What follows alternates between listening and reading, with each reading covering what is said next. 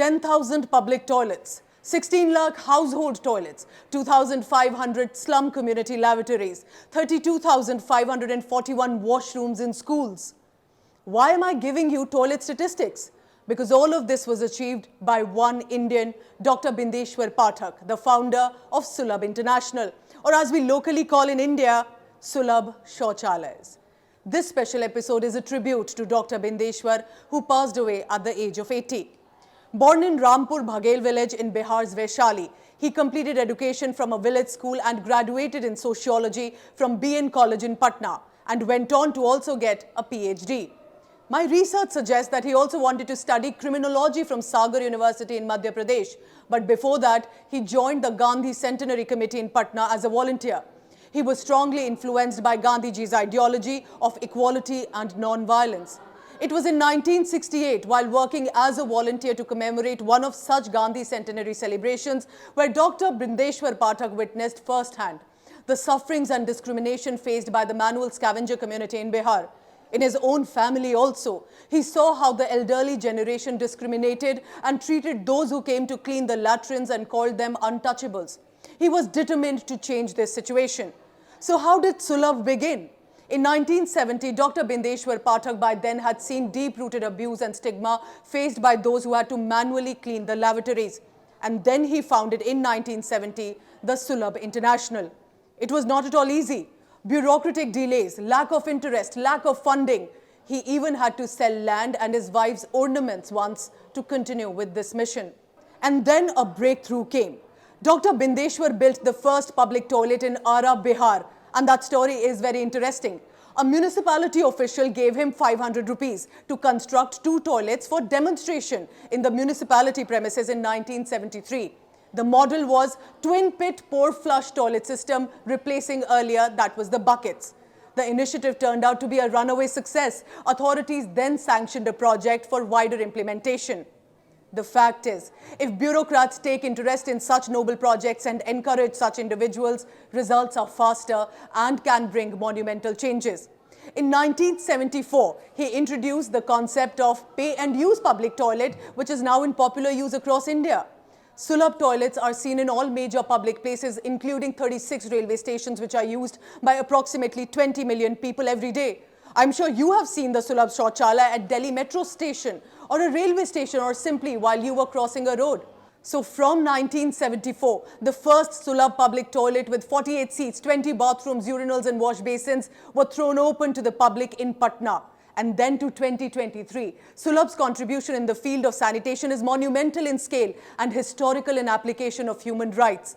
From Indira Gandhi as the Prime Minister to Narendra Modi as the Prime Minister, Sulabh founder had interacted with all of them. By 1990s, this new technology model had set in. In 1991, Dr. Bindeshwar was awarded the Padma Bhushan for his work on liberating and rehabilitating the manual scavengers, and then also went on to receive the International St. Francis Prize for Environment the following year. One mission was now ongoing. So in 1992, Sulabh also set up a public school, providing English medium education to thousands of children. The school even today provides free education to children from underprivileged and economically weak background, while a nominal fee is charged from the general category students. Designed for school-to-work transition, these children are trained on a number of skill development programs alongside formal education. This video would be incomplete if I did not mention the mother of Dr. Bindeshwar Pathak, whose influence also shaped him. He had once stated, and I quote him here, "My mother always taught me to help others. She never turned anyone away who had come for help. From her, I learned to give without expecting anything in return."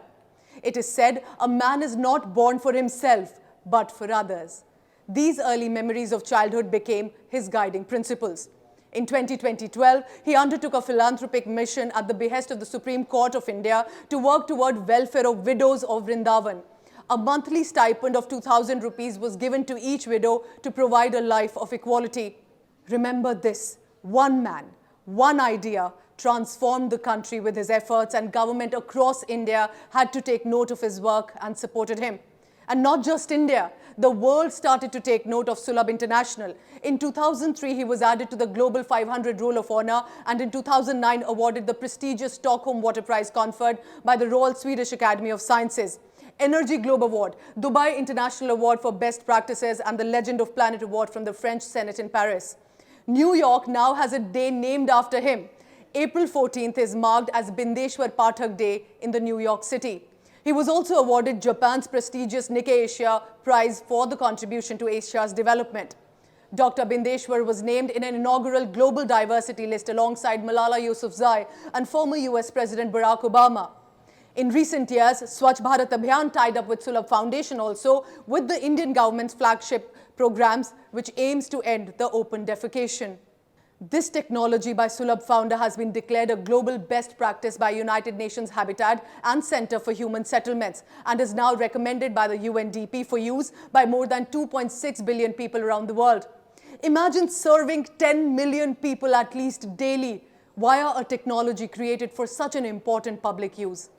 Not just in India, Sulabh has been contacted by other countries too to develop Indian toilet system to ensure proper sanitation in those nations. 5 public toilets with biogas plants were set up in Kabul, Afghanistan with the financial support of the government of India.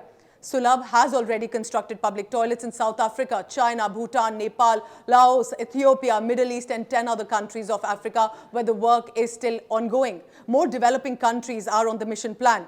United Nations Asian Development Bank experts had asked other developing nations to adopt low-cost Sulabh toilets to streamline their sanitation system. Dr. Bindeshwar Pathak brought facilities to a basic necessity of requirement of a washroom, safe, clean and accessible for all, those who use it and those who clean. This technology brought hope to those who could then hope to a better and an equal life of respect. On the occasion of Independence Day this year, Dr. Bindeshwar had hoisted the national flag in the morning, after which he had started to complain of chest pain and he was rushed to the hospital. Cause of his death, as per doctors, was said to be a cardiac arrest.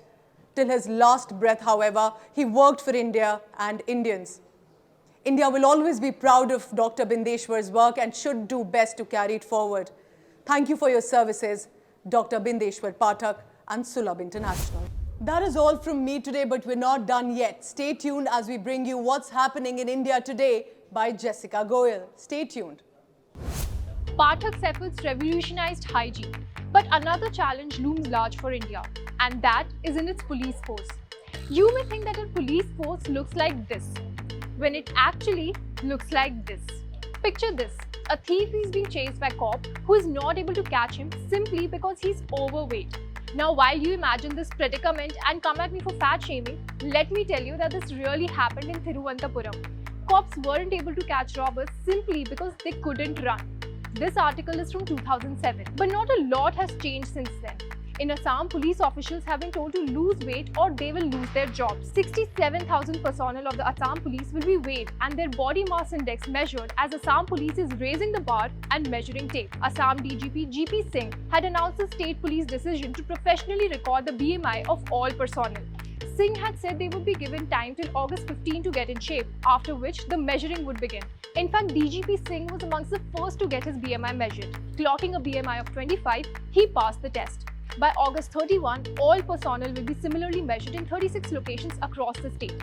For this BMI, that is measured by dividing a person's weight by the square of their height, will be calculated. Those who clock in a BMI of over 30, which is classified as obese, will be sent for a health camp to the police training college under nutritionists and doctors from the government. 3 months after the conclusion of this exercise, another round of measurements will be conducted in November. Those who continue to be obese will be offered retirement except those who have genuine medical grounds like thyroidism. This all began when Assam Chief Minister Himanta Biswa Sarma wanted the habitual drinkers and physically unfit policemen of the state to go away. In fact, in the month of May, Haryana issued an order to transfer overweight policemen to police lines until they regain their fitness. And this is not the first time that this issue has come up in India. In 2018, the Karnataka State Reserve Police told its personnel to slim down. This was after over 100 policemen died in just a year due to lifestyle-related diseases linked to obesity. In 2012, Andhra Pradesh introduced extensive physical training for its police officers after reports show that nearly 40% of the force was overweight. From the United States to Pakistan, the issue of obesity is prevalent across the world, and many nations have attempted to reduce the incidence of obesity among other police officers. Some studies have shown that the problem might be systematic. For instance, their work is largely sedentary. Stress is another contributor to obesity. Uncertain work hours also impact the police personal's sleep schedule. In fact, at times, even their diet. In Andamans, for instance, curry and samosas have been declared enemy number one to whip the police into shape. On the upside, there are instances where cops got into better shape. In 2017, columnist Shobha De ridiculed a policeman for being too obese. He lost 65 kgs.